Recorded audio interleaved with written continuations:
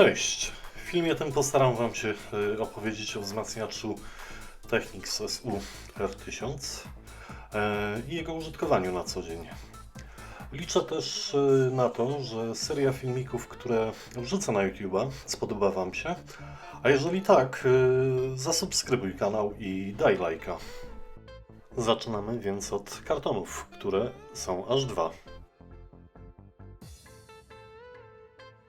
Technics zadbał o to, żeby referencyjny sprzęt był referencyjnie również zapakowany.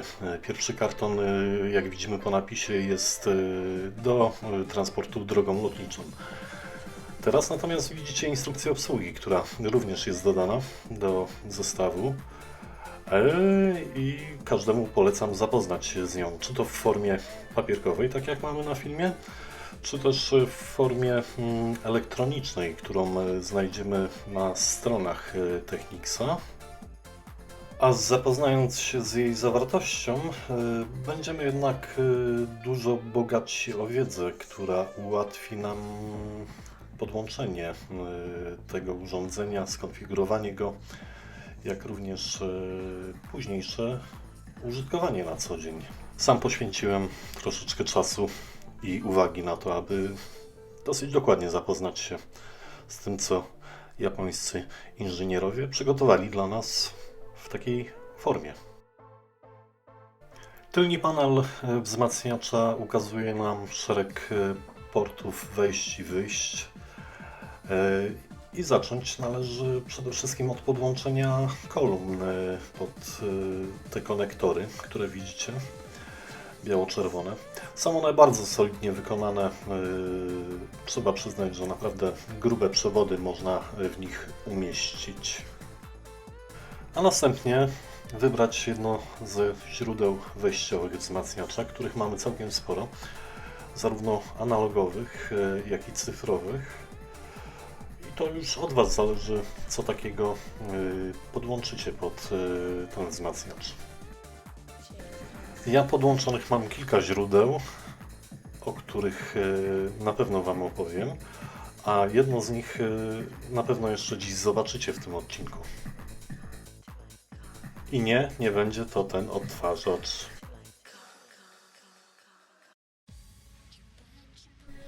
Nieodłącznym partnerem przy obsłudze tego urządzenia staje się ten pilot, przy pomocy którego w zasadzie większość operacji dokonujemy. Ale praca z nim to sama przyjemność. Wybór źródła dźwięku, czy to sterowanie poziomem głośności, albo ustawienia systemowe. To bajka przy jego pomocy.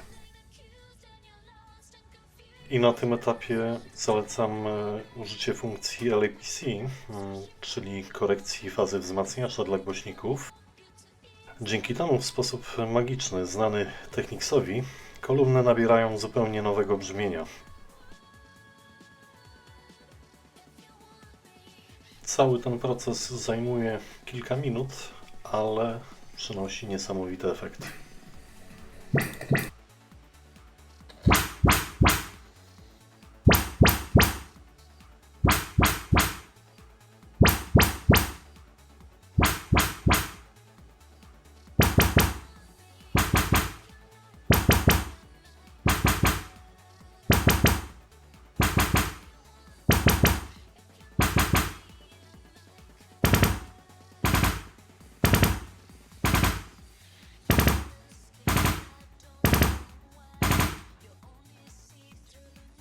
Po zakończeniu serii tych testów na wyświetlaczu ujrzymy informację potwierdzającą, że wszystko jest ok.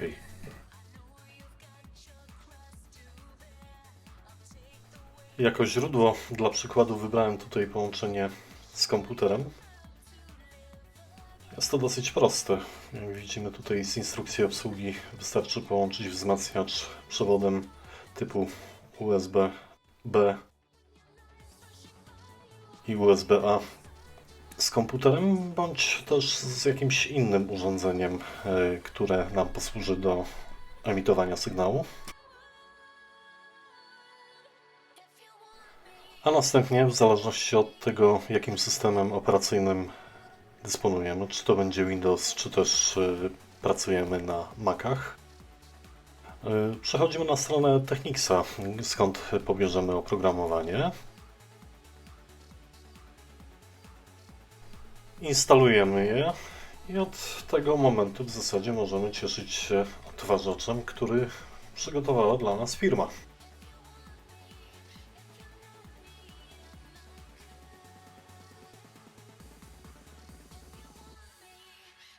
I choć oprogramowanie to pozwala na odtwarzanie większości plików cyfrowych, muszę powiedzieć, że jest to bardzo skromne oprogramowanie, które nie daje zbyt wielkich możliwości. Ale jest i to bez ponoszenia dodatkowych opłat. Wróćmy teraz jednak do ustawień. I jak widzicie, tutaj możemy w bardzo łatwy sposób przy pomocy pilota regulować zakresem tonów niskich, średnich, jak również i wysokich. Te pole popisu mamy spore, bo od plus 10 do minus 10. Równie łatwo naciskając jeden klawisz Direct przechodzimy w tryb bezpośredni. Mamy również możliwość użycia funkcji Balance, której zakres jest całkiem imponujący.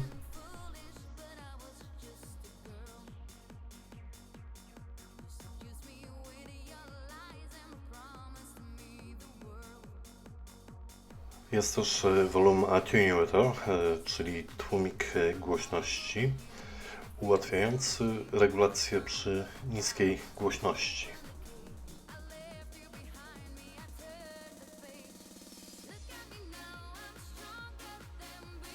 Wzmacniacz ma również możliwość dekodowania formatu MQA, który pozwala odtwarzać dźwięk w jakości studyjnej, którą to m.in. Tidal udostępnia w swoim streamingu.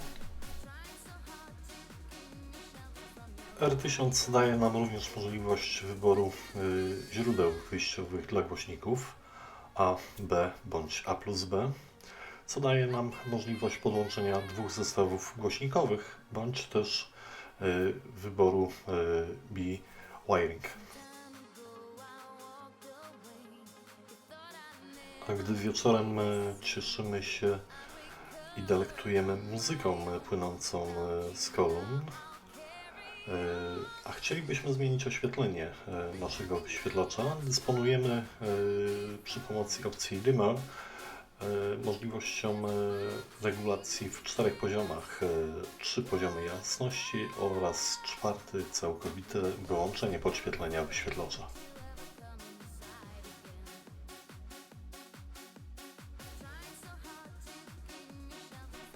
Technics R1000 wyposażony jest również w szereg zaawansowanych ustawień dla wkładek gramofonowych, ale o tych opowiem przy omawianiu gramofonu.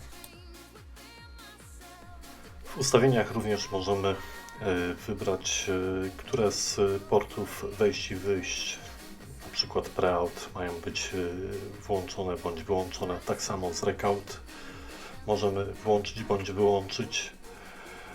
I jak również main-in możemy włączyć bądź wyłączyć. Nie zapomniano też o funkcji automatycznego wyłączenia całego wzmacniacza. Także podświetlenie wyświetlacza oraz wskaźników możemy ustawić w tryb automatyczny, dzięki czemu po określonym czasie wyświetlacz oraz wskaźniki wyłączą się. W menu znajdziemy również model wzmacniacza, jak również numery seryjne, których ze względów oczywistych nie pokazuję. Mamy również możliwość przywrócenia ustawień fabrycznych, które należy dwukrotnie potwierdzić i wzmacniacz pyta o to, czy jesteśmy tego pewni. Mamy też informację o wersji oprogramowania urządzenia, jak również możliwość aktualizacji oprogramowania przy pomocy portu USB. I wrócę jeszcze do panelu przedniego oraz selektora wyboru wejść, który w zasadzie tylko do tego służy, do niczego innego. Nim możemy wybierać źródła wejściowe naszego urządzenia.